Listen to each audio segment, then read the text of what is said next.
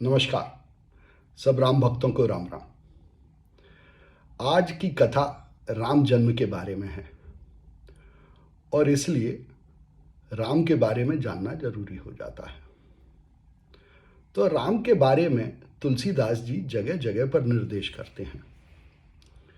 सबसे पहले तुलसीदास जी राम के विराट रूप के बारे में बताते हैं लंका कांड में, और कहते हैं कि विश्व रूप रघुवंश मणि करहु बचन विश्वास, लोक कल्पना वेद कर अंग अंग प्रतिचास।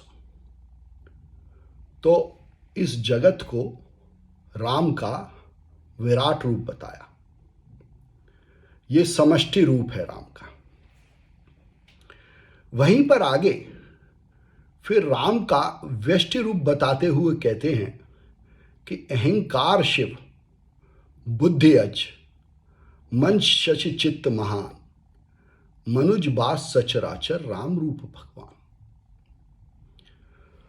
तो इस दोहे में राम के मनुज रूप का वर्णन करते हैं और कहते हैं कि उस मनुज रूप में उस मनुष्य का अहंकार शिव है, उसकी बुद्धि ब्रह्मा है, उसका चित्त विष्णु है और चंद्रमा मन है। तो ये राम का मनुज रूप बतलाया। उसके बाद हम आते हैं बालकांड पे, जहां की राम के नाम रखने का प्रसंग है। वहां पर तुलसीदास जी कहते हैं कि इनके नाम अनेक अनूपा, मैं नृप कहब स्वमति अनुरूपा। मतलब राम के अनेक नाम हैं और अपनी मति के अनुसार फिर वशिष्ठ जी कहते हैं कि जो आनंद सिंधु सुख राशि, सीकरते त्रैलोक सुपासी,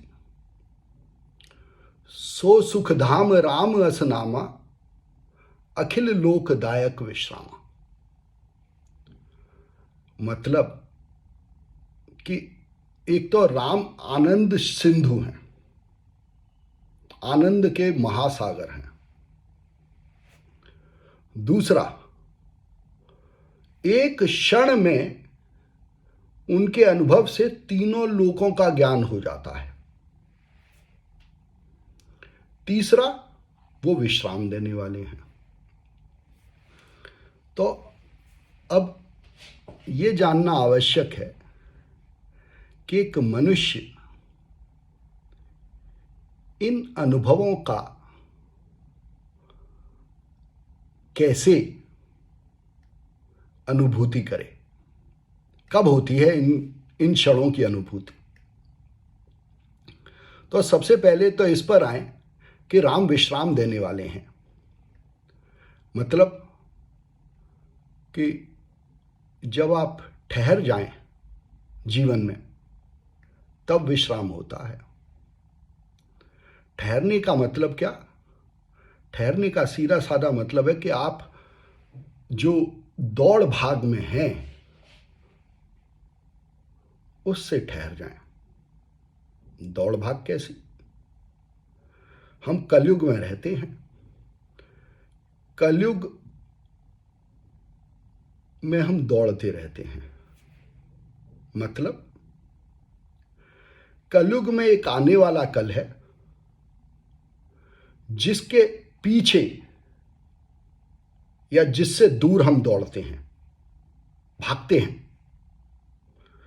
अपने आने वाले कल के पीछे भागते हैं या उससे दूर भागते हैं। और एक बीत गया कल है